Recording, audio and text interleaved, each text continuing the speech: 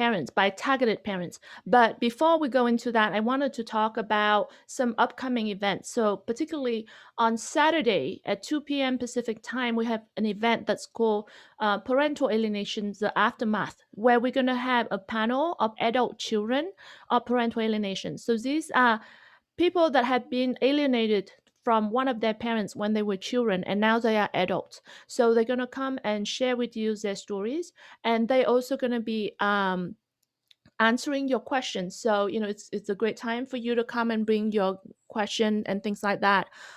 Mary, you can still can't hear me yet. I think other people can hear me now. And Jeremy, thank you. Dre, Victoria, thank you. Stephanie, thank you so much. Yeah, you guys are awesome. Claudia, thank you. Aviva, Nidhi, thank you. Okay. So on Saturday is the event for adult children of parental alienation. Now Sunday is a Parental Alienation Awareness Day. I hope that you have seen the Facebook frame that we have. So if you are comfortable, I'm not saying that you need to. Only if you are comfortable, then yeah, go ahead and use one of those Facebook frame. It's very easy. Just go into your Facebook profile picture and update it, and then you can just choose add frame. And we have two frames. One is called Children First, and another one is called Parental Alienation Awareness. The Children First is a little bit more neutral. If you don't want to cause attention to your family, friends, anything like that, the message is still very important for us, is that people should pay attention and priority to the children. So yeah, so if you just have that frame on, that would be amazing. If you are more comfortable and prefer to be more direct, you can have the frame that said Parental Alienation Awareness.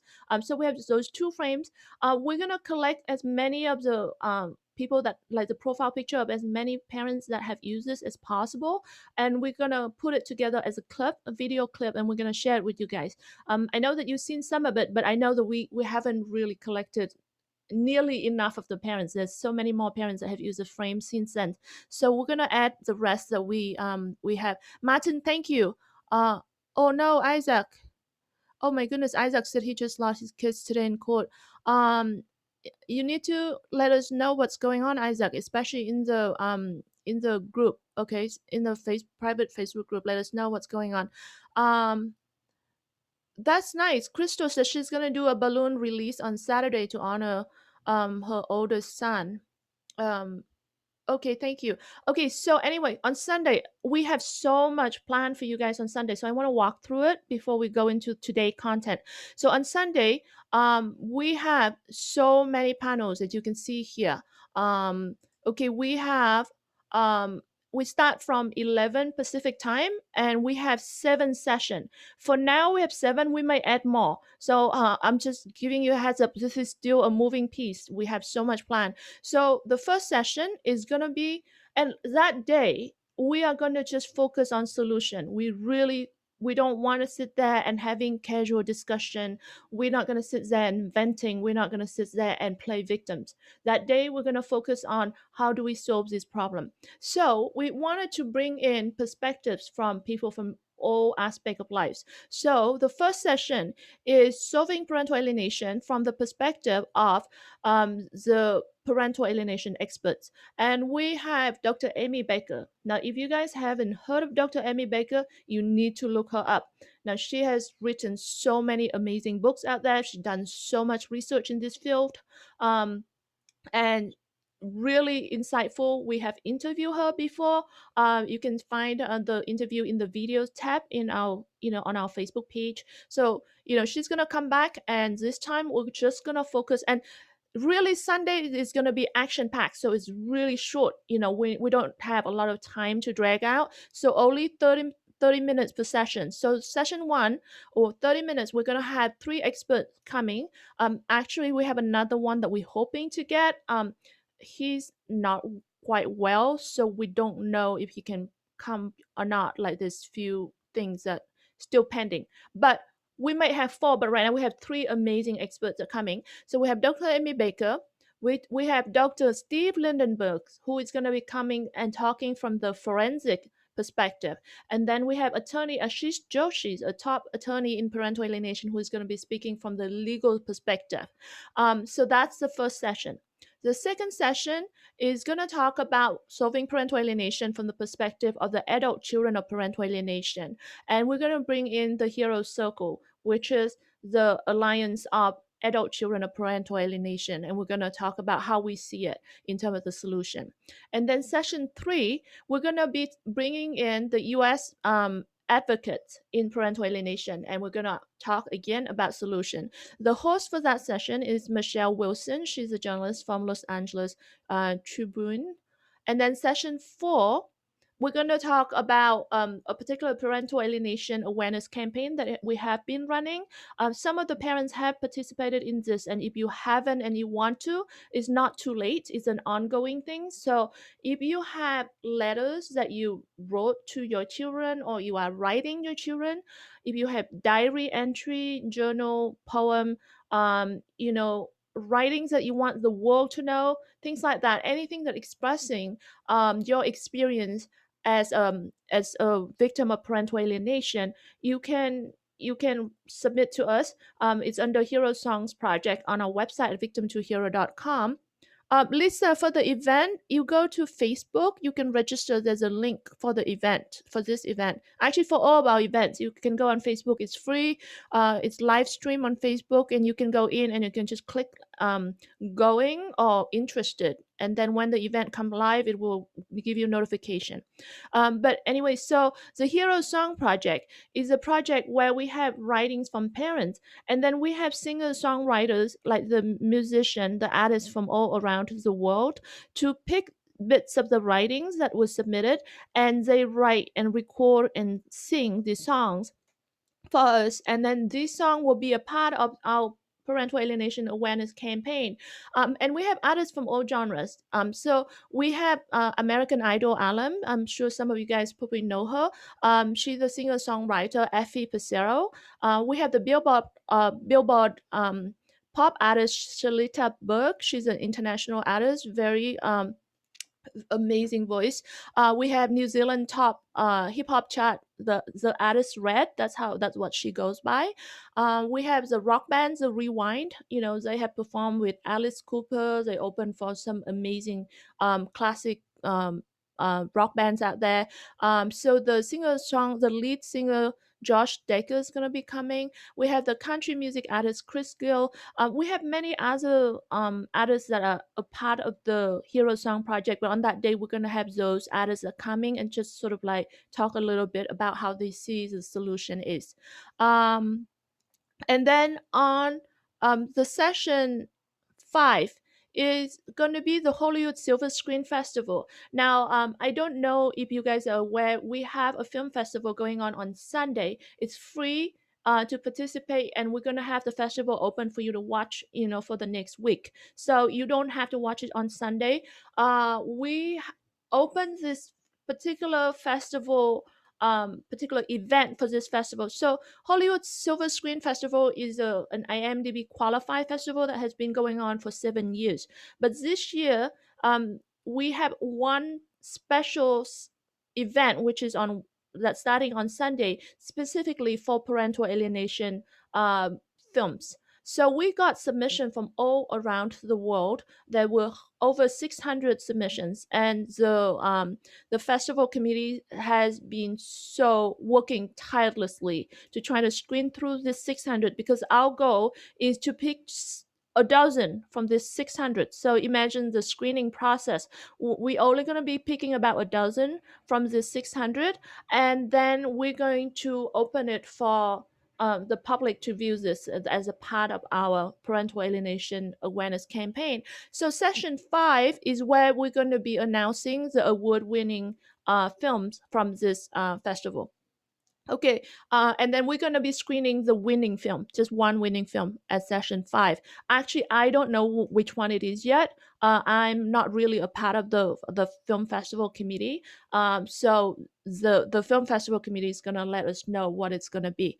And then session 6 is where we're going to have parental alienation awareness proclamations. Now, if you guys remember a while back, like maybe a month and a half ago, we sent out this call where we encourage all of you to contact your local city and local city council or local regional to try to get a proclamation to acknowledge Sunday as the Parental Alienation Awareness Day, because this is a way of increasing public awareness. So a number of parents have done that and got respond back from their cities. So at session 6, Claudia is going to share with everyone a number of these proclamations. I know that we don't have all the proclamation out there. If you did receive a proclamation, if you could please reach out to us so that we make sure to include you at that session.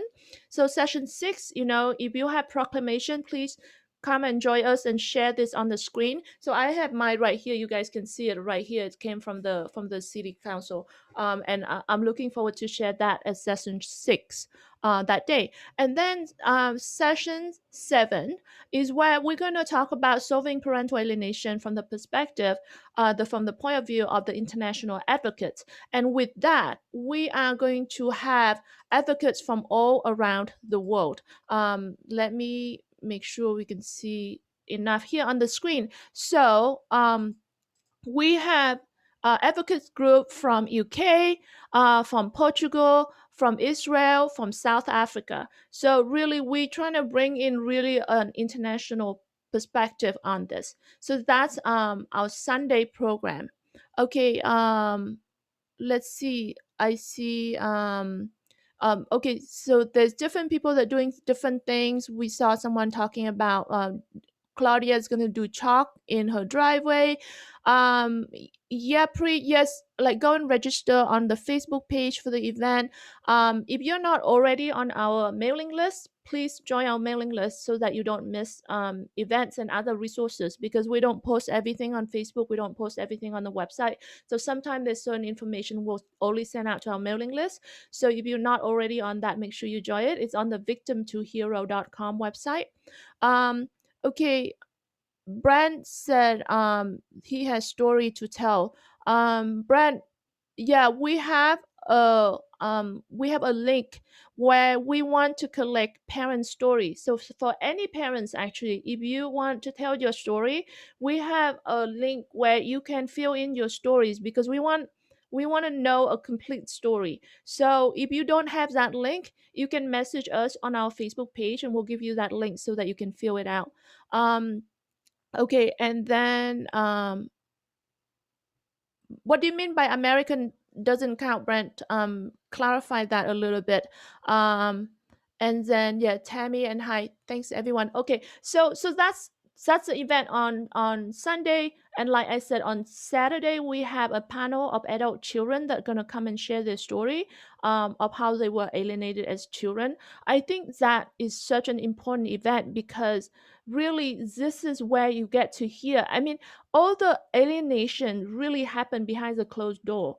And when it happened to young children, it's very hard for you to hear the true story. But now we have adult children who come forward and share with you their story. So this is the first time you get to hear the true abuse that happened behind the closed doors. So that's a good event to come. Okay, now I think we're gonna go into the event today. And then will I'm gonna feel free to continue to post questions, and I will see. I will try my best to catch. Does this work? No. I'm gonna try my best to watch the conversation if I can. Let me just pull up the presentation. There's just too many things going on in the screen. All right.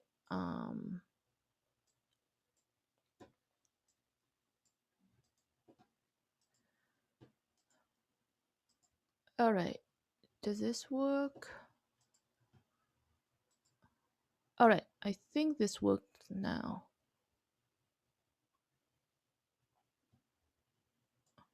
All right. I think Okay, you can see this, right? Um, Okay, so today is part one. We're going to talk about a few of the common mistakes by targeted parents. We're going to have more of this session. We're going to have several parts into this.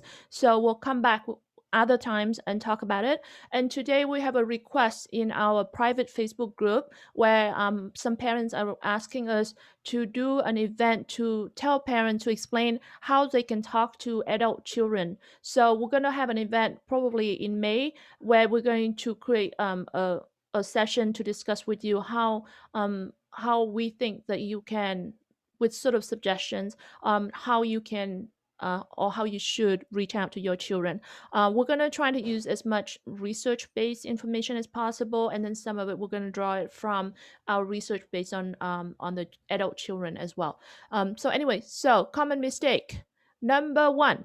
Okay, number one, overlook the early warning signs. And I'm going to walk through this, and you guys tell me if you see this, you have seen this, if you made the mistake, if you agree with this, if you disagree with this. I would love to hear your opinion on this. So let me know, okay? So, mistake number one is overlook the early warning signs.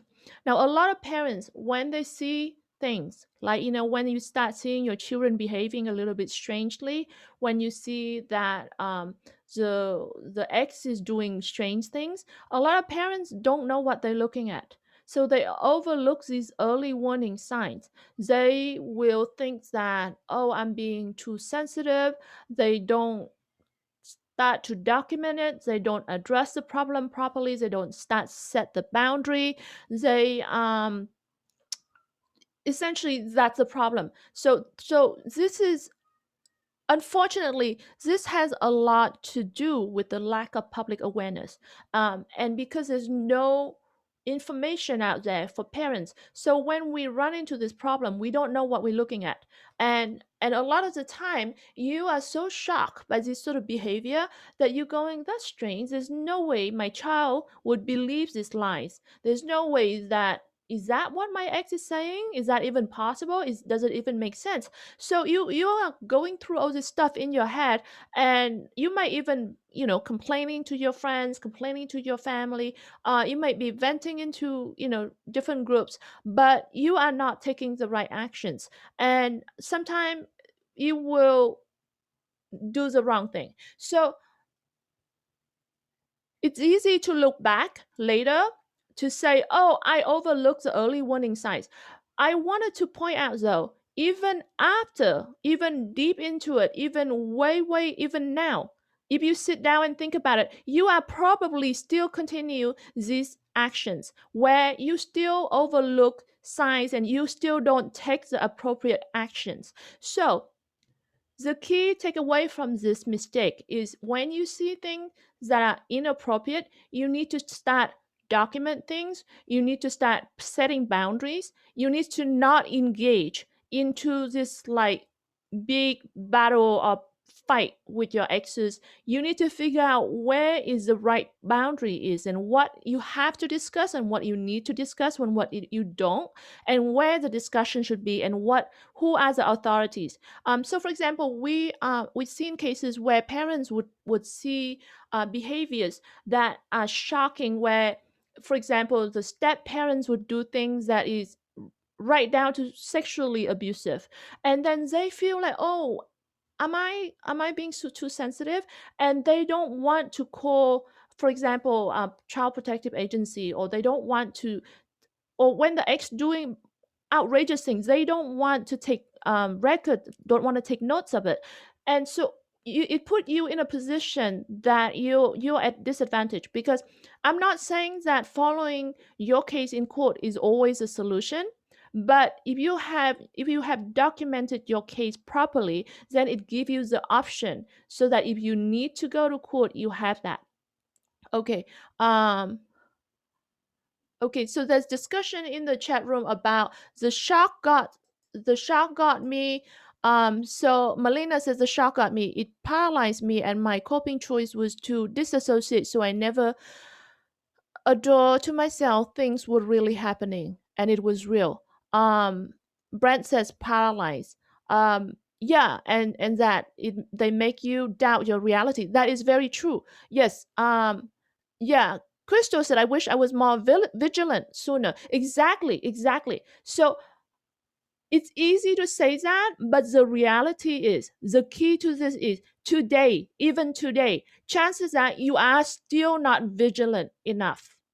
So I want to point out this mistake, not just to look back in the past, but for you to look at this today. Even today, there's a lot of things that chances that you are not taking careful documents, you're not setting proper boundary, you're not taking it to the right authorities, things like that. So look at this, think of your case, and make sure that you do everything you can. So don't just look at this as a kind of a rear view mirror thing. So okay, so that's one. Let's go to the next one. The second one is mistake number two is reacting. Okay, so it's pretty shocking to see your children start behaving a certain way. So obviously, it's natural for parents to react. Sometimes react to the ex, sometimes react to the children.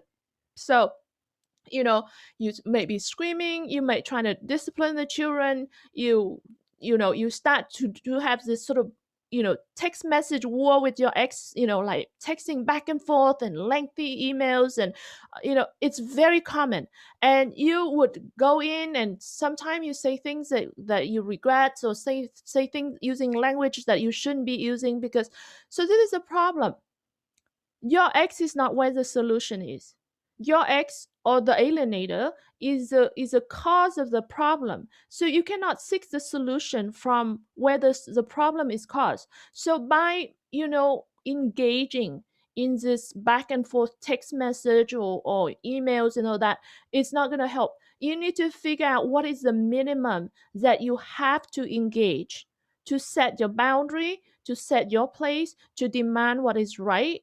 And and there's certain communication that you need to get with the ex, and you need to do it properly, not over the phone, not in person. It has to be in a way that you can document it, either through a family visit or even just text message or email. But you have to understand that you are not dealing with somebody that's reasonable, where you can have an open dialogue and reach an understanding. You're not in that situation. So reacting here is not going to help. So reacting with the ex doesn't help. React with the children does not help, because this is the problem, right? The children are caught in the middle.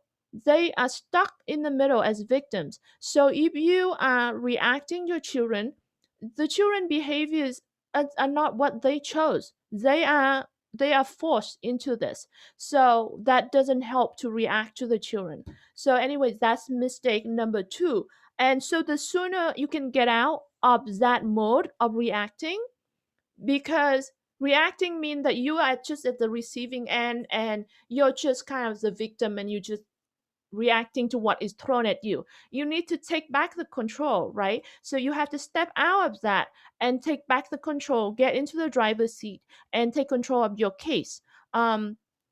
So yes, Sarah said accused of gaslighting. Brent said gray rock. Yeah, gray rock is a method that was proposed for you how to deal with a narcissistic or toxic or abusive personality. The problem with alienators is that it's more than that.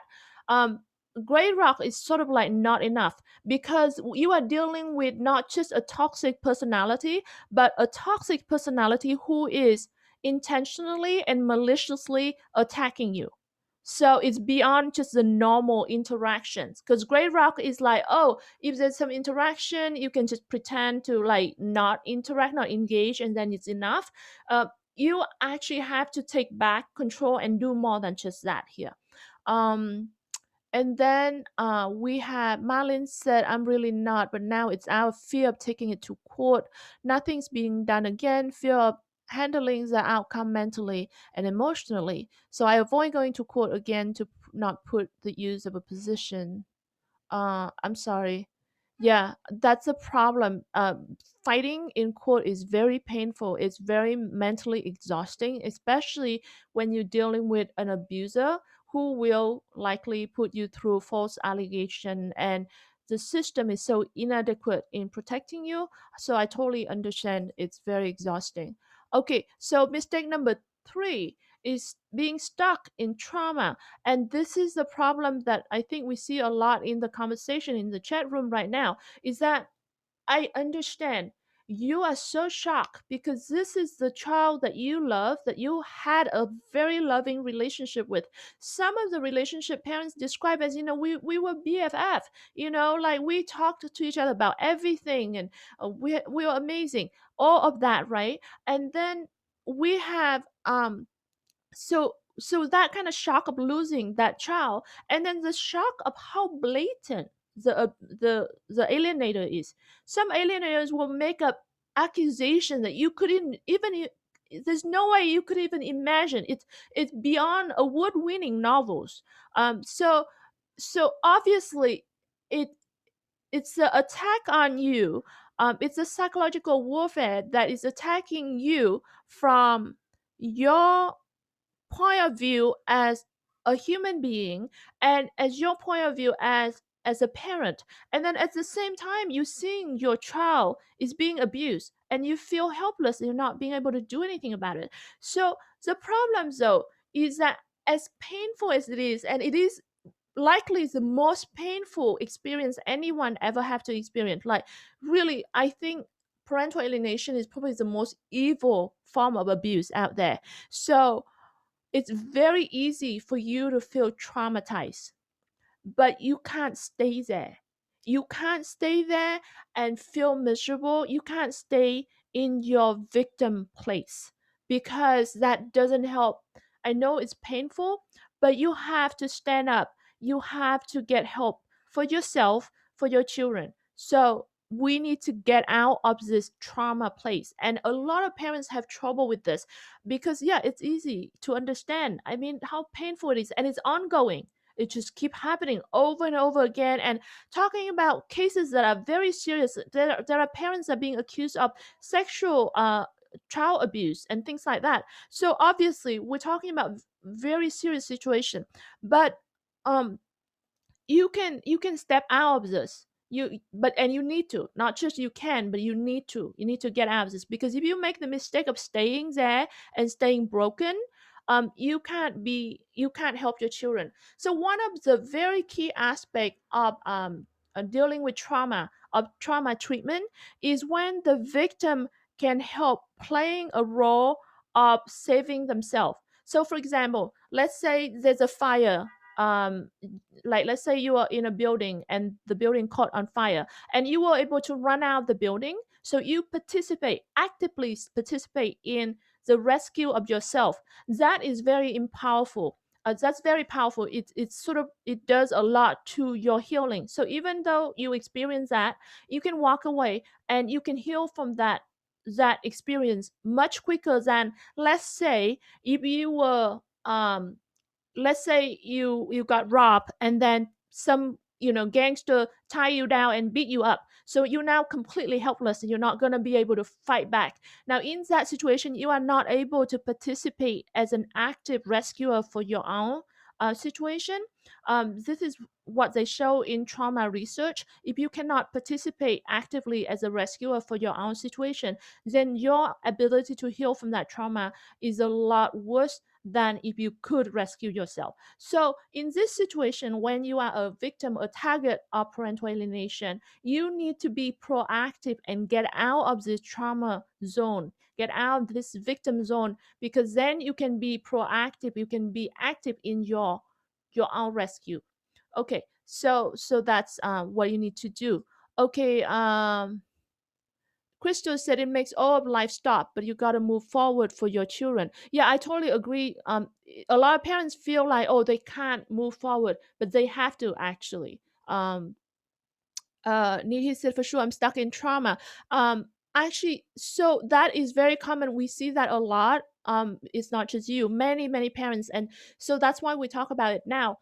We, and that's why we focus a lot on providing support and providing resources for parents, because you need to feel that you're not helpless. You have the power. You have more power than you realize, and you have the tools, you have the resources. We're not saying that it's easy, but you can help yourself. Okay, let's go on to the next one. Mistake number four is to be stuck in the past. So some parents will kind of learn to cope with the trauma. So they feel like, okay, I can deal with it. It's painful. I can carry on. I'm okay.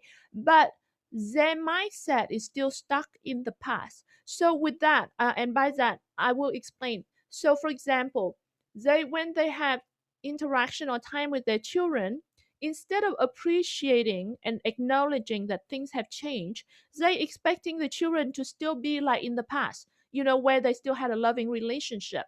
So even though the children may have made progress, after the alienation, and if they had some time together, the parents are not able to recognize that the children does make progress because it's no longer the same as in the past. And so parents are actually making things worse. So you have to acknowledge that things have changed.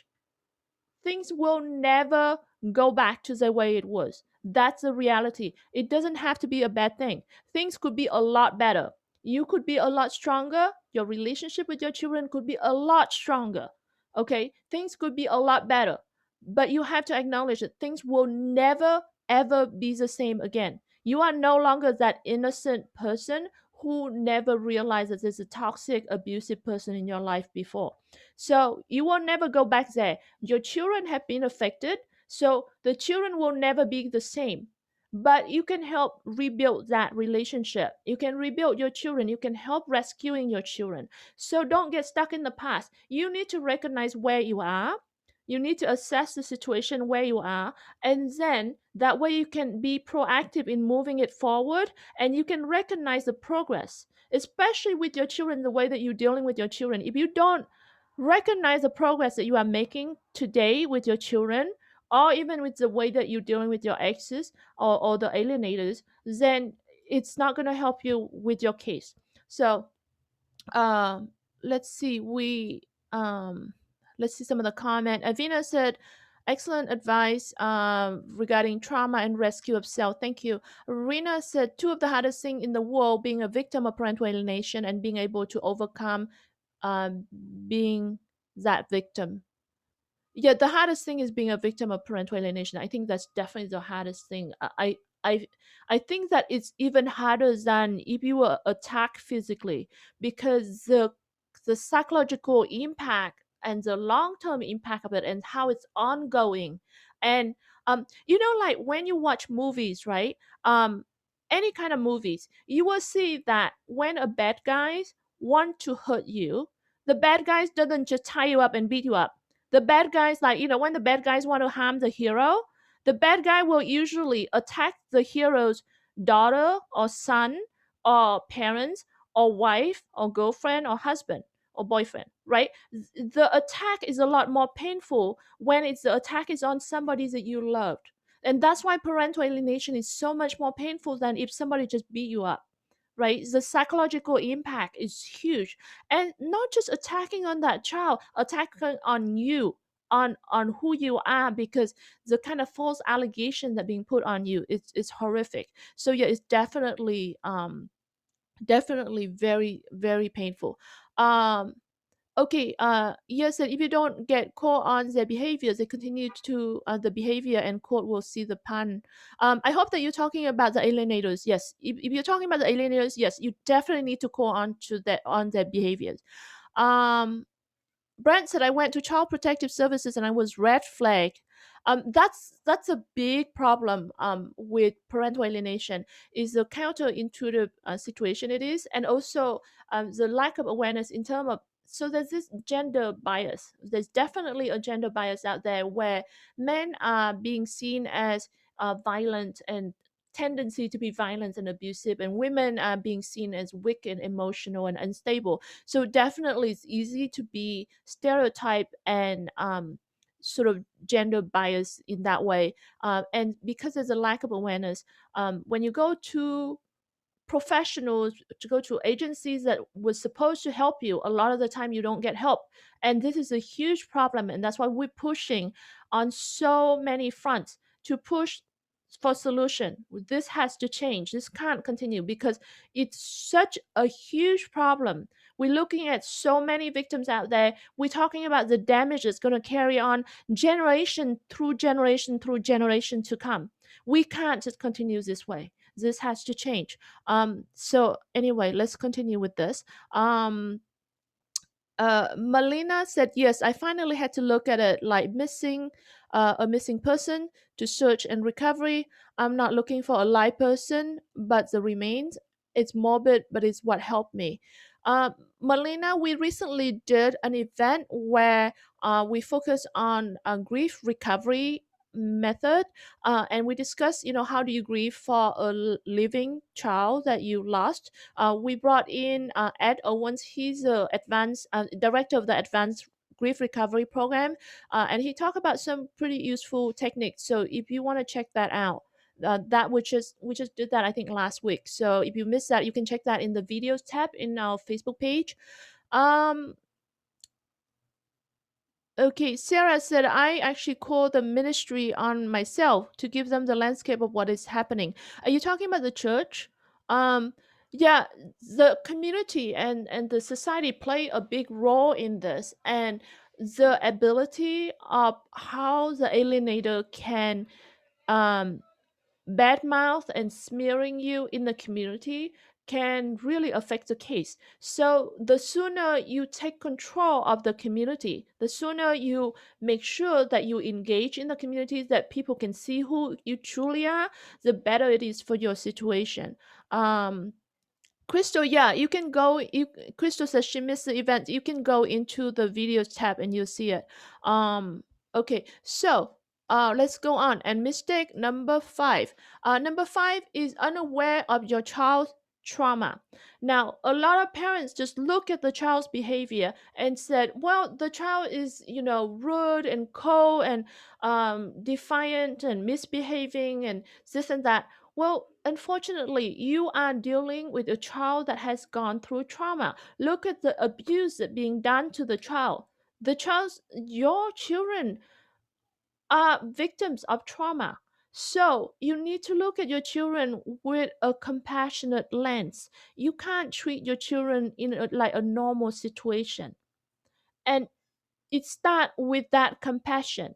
If you have that understanding that your child is a victim of trauma, then you can look at the behavior and you can say, oh, this is just a behavior of a traumatic person or someone that is still a victim of trauma, and that's my child. So it's my job as a parent to guide my children through this process. So it's very important to recognize the trauma that your children is experiencing, because if you're trying to discipline your child, and think about the impossible, right? Let's say, imagine somebody is being held hostage with a gun pointed at their head, and the gunman said, you're gonna have to say X, Y, and Z, and then you go up to that person and demand them say ABC, not X, Y, and Z. Well, what are they going to do? They have to say X, Y, and Z because this gun is pointing at their head.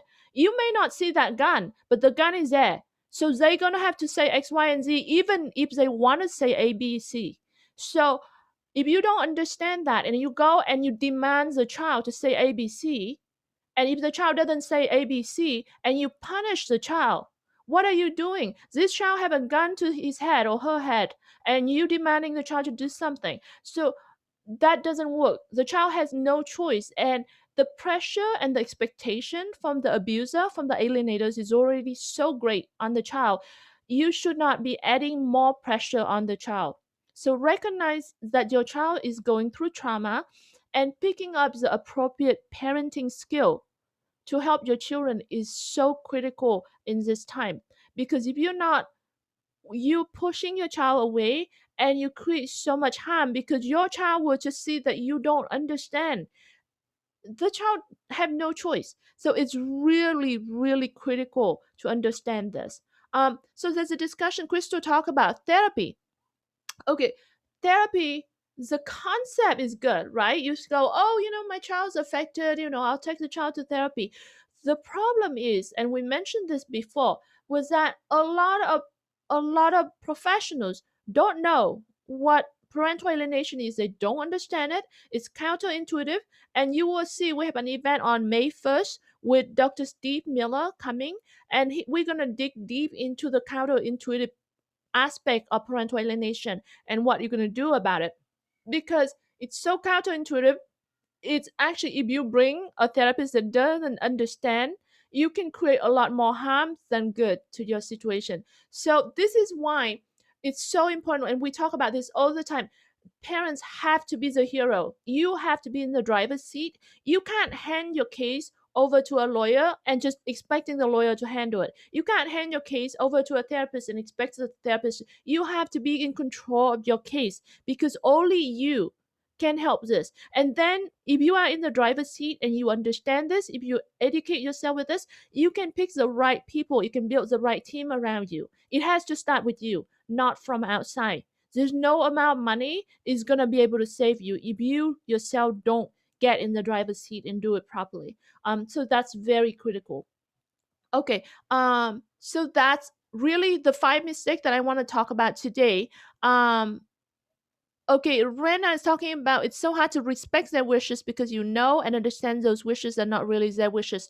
No, I don't think respect the children wishes is the right thing to do at all. I'm not saying to argue with the children or punish the children to go against their wishes, but and it's we talk about this so much about addressing this, but it's not about respect their wishes, because children and this is what the alienators will often use as an excuse.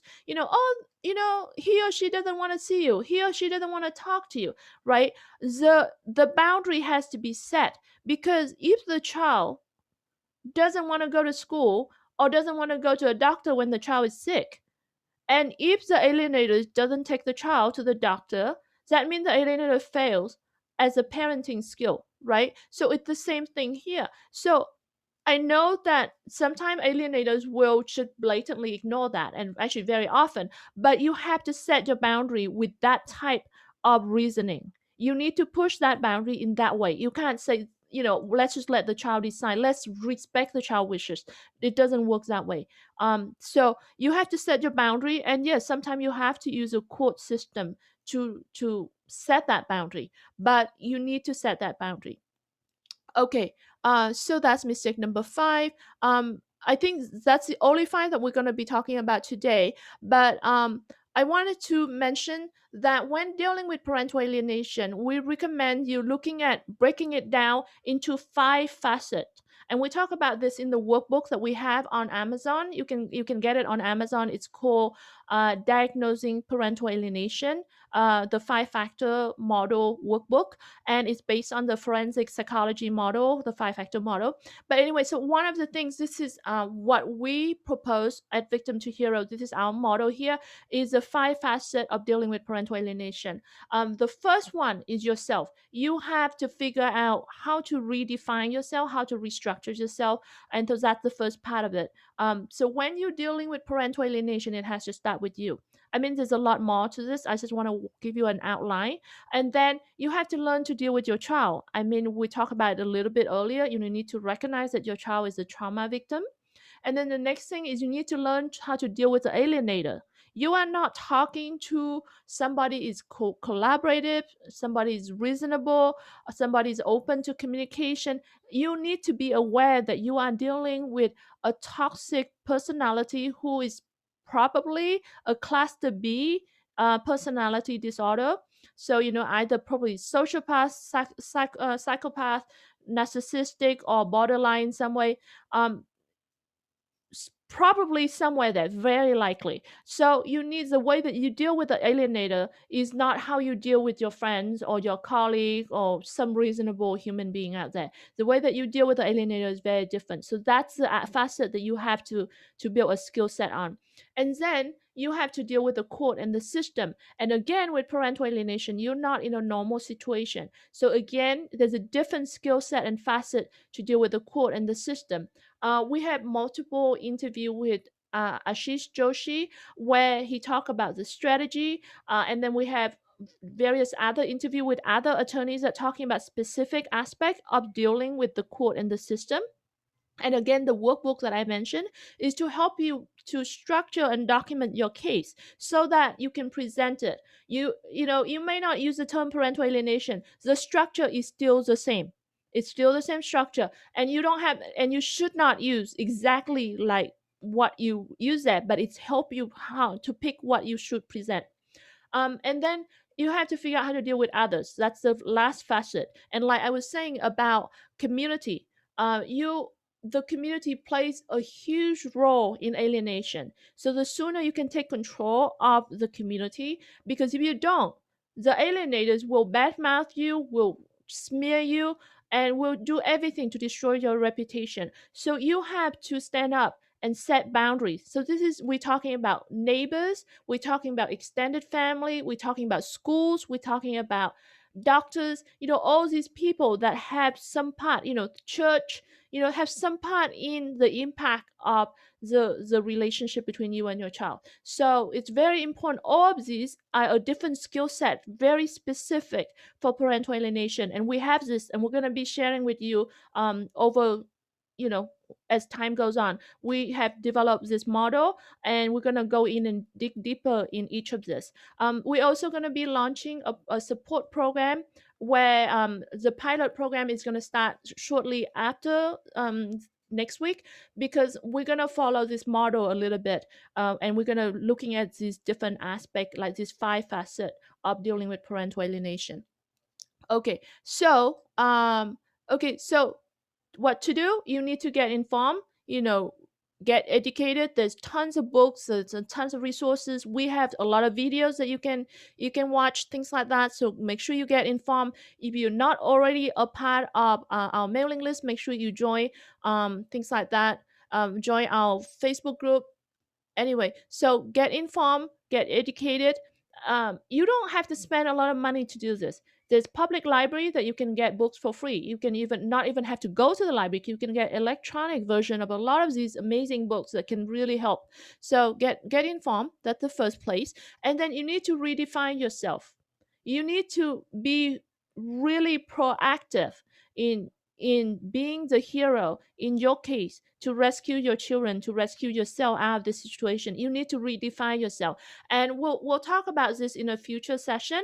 But one of the key fundamental in rescuing your children is redefining how the children seeing you, because right now the children are brainwashed by the alienators. The alienators have filled the children's head with all this story and all these things that make you look horrible, like a scary, dangerous, unloving parent. So now you need to rebuild yourself in a way, because you are not that bad. It's not because you are that bad, but it's because the children are seeing you that way. So you need to understand how that is and redefine yourself in a way so that you can really surprise the children, so that everything that the children anticipate that you would do according to the alienators words, you surprise the children so that the children have to stop and going, oh, the alienator is lying, the alienator is not correct, this and that, so that slowly you can rebuild.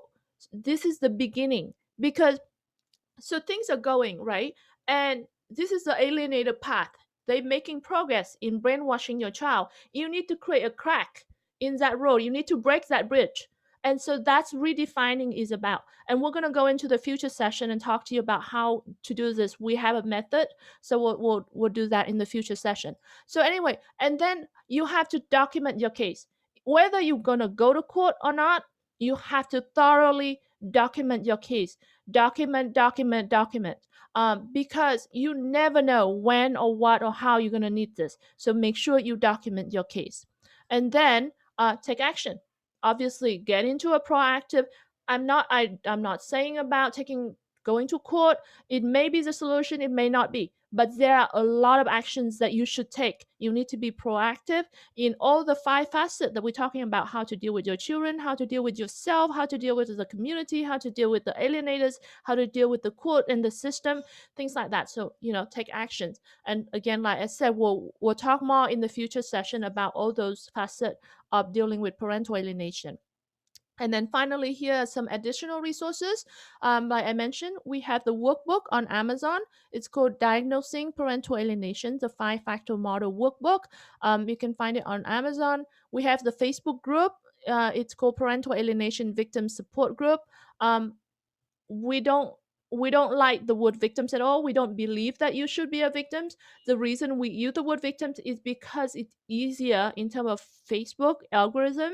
There's a reason for it. It's easier for people to find us. So we are not trying to use that as a way of labeling you. But anyways, that's the name of our group, is Parental Alienation Victim Support Group. Okay, and then we have a mailing list on our website, and victim2hero.com. There's a mailing list. So you make sure that you join that. Okay, I think that's it for the presentation. I'm gonna go through the question a little bit and see if I can pick up, and feel free to post your questions so that I'm gonna go through this and see if we have anything that we can help. Um, there's a lot of questions, so I'm not sure where to pick it up from here. Okay, Crystal said, just try and help understand the root of this and resolve this. Yeah, for sure. Like, understanding is a key. So a lot of the time we get into a lot worse situation because we don't understand what we are in. We don't know what we dealing with. And when you don't understand, that's when you make things a lot worse. So yeah, understanding the root cause of this is the key to solving this problem. Okay. Okay, Sarah said he has also arranged counseling with a counselor. So this is the alienator has also arranged counseling with a counselor that I did not choose or give consent. As a part of the process of possible alienation, had my children lie about it. Yeah, that's a problem. So alienators will do outrageous things. I've seen it in my personal case. I've seen it in other cases. They will do this sort of things where they will try to, that's part of their way of building their community, right? Because alienation doesn't happen in isolation. So they want to build their community, so they try to get professional around them, so they get therapists without you being a part of it, so that they can create an anchor of the false narrative, right? So if you go into a therapist and start with this story and saying, well, I need help for my child because, the mother or the father is really bad and was abusive. So, yeah, could you help? So, obviously, the therapist will then treat the child and look at the case completely different. So, even if you later coming along, they already have this preconceived notion about who you are and how you are. So, their view is going to be biased, and the way that they treat the children is going to be really harmful to you, because they now feel like they have to rescue the children from you, and in fact they have no idea that these are all false allegations. So obviously this is part of the tactic that alienators do. And for you, if you run into this situation, you have to set boundary. You have to, a lot of the time parents feel like, oh, I don't want to come across as adversarial, as come across as I'm being argumentative, that I'm not co-parenting. You know what? Alienators don't care about co-parenting with you. You have to set your boundary. You have to make sure that you assert your rights to protect your children. So when you see things that you are uncomfortable, you have to assert it. You can't just step back and let the alien, because things will get a lot worse if you don't. So anyway, so that's another point. Okay, Martin said, often the child will act hyper vigilant, such as search internet for um what does emotional neglect symptoms look like? Oh, I see. And it will give you causes and behaviors to look for. I'm not sure what you mean, Martin, but I'm sure that I missed a part of that conversation. I apologize, because there's a lot of conversation going through in the chat, and I don't think I can catch it. What about when the children's saying it directly to you? You never listen. Respect what I want. Okay, Rena. So we have also this conversation and advice from, for example, Dr. Amy Baker, or other professionals that we have interviewed, right? And and also the adult children. So there's a lot into this. I'm just going to kind of summarize some of the suggestion. One is that you have to, and parents see this a lot. I even see this especially for adult children that have not talked to parents for a long time, and then eventually when they decided to text you, and it would be just full of this, like, oh, you never listen to me, you don't respect what I want. Well, first, you actually need to recognize that the child is actually reaching out. Even though it sounds so hurtful, the child's actually saying something that the child is feeling. So before you busy defending yourself, you need to think about the child first. So don't acknowledge anything that you didn't do. Don't validate things that you didn't do. That doesn't help. So don't apologize for things that you didn't do, but you need to first focus on acknowledging that, thank you for sharing with me your feeling. I appreciate that you're talking to me.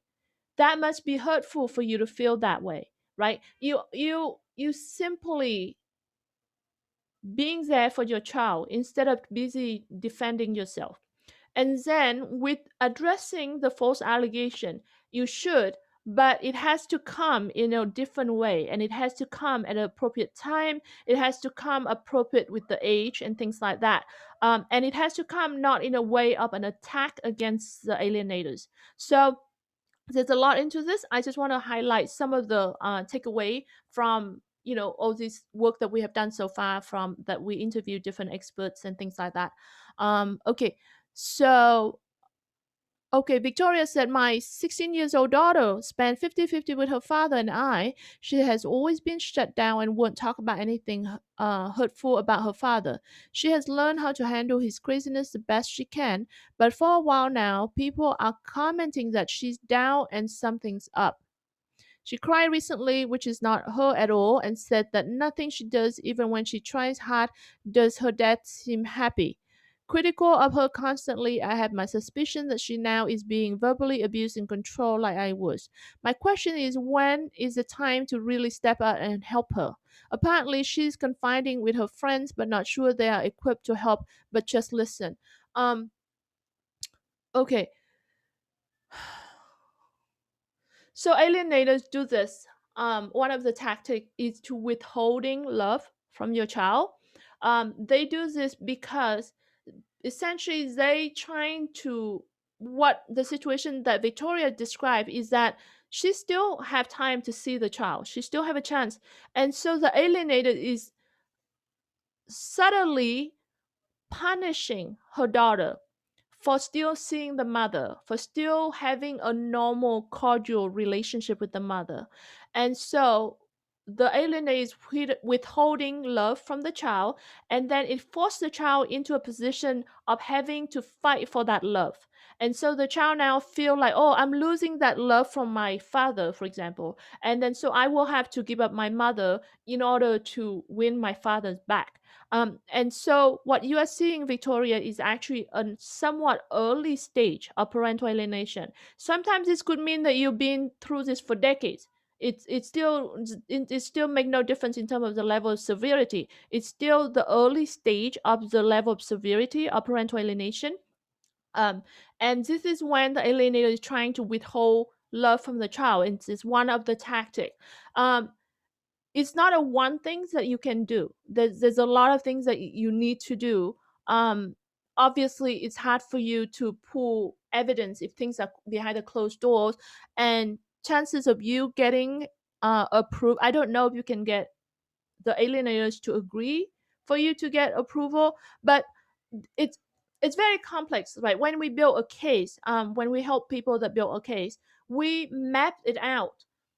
It's very thorough, and so it's very hard for us to just give you like advice or suggestions on just one single description here. But the way that we build it is we're looking at your case and we map it out, all of the parties that potentially involve. And usually for each of the cases, we end up with hundreds of these points on this map, right? And that would be like whether the step parents sit on this map, and how much the step parents have influence, and what do the step parent behave, in front of you and in front of other people, and what matters to the step parents and things like that. And then, what is the alienators behaving like, what the extended family, what the friends, who can you have, you need to look at this map and see who can you have influence with, how can you change this. So I would say one of the key thing with your case, because you still have contact with your child, but your child is having problem, and it seemed like you have trouble accessing her because you mentioned the word shut down. So I would say to look into a couple of things. One is communication with your child. So for example, there's a book about the five love language, and there's one that's specifically for teenagers. We actually invited the author of that book to come and talk with us, but he's writing another book right now, and when he finished that book, we're going to have an interview with him. But so that's a good book that we would recommend, because it teaches you to understand how can you connect with your child. Because sometimes, like, we as parents, we go, well, we love our children, but think about the child, that from the child perspective, the child doesn't see it, because to the child the message is different. Like, we are like talking different languages, right? So we need to be able to translate so that you can get the what the child is seeing and understanding. So I would say one aspect of it is to try to or learn into the communication aspect of it, so that you can reach your child in terms of the communication. And the other aspect of it is therapeutic parenting, because like I mentioned, your child is obviously a child that going through trauma, so understanding how you cope with that. And then obviously, yeah, look into therapy if you can. But you are dealing with an alienator, so whether you can get the right therapy for your child is very critical, and you might have to get court involved with that. Like I said, a case is very complex, so you need to really try to look at this whole entire case, look at all the stakeholders in your case, and try to figure out where your sphere of influence is, and what is the best route. Is it through the court, or is it outside of court, or however? But and it also depends on your child, what is her capability in picking up different things, and how does she cope and things like that. So like I mentioned, that is a few suggestions just on the surface. So look into those things. Okay.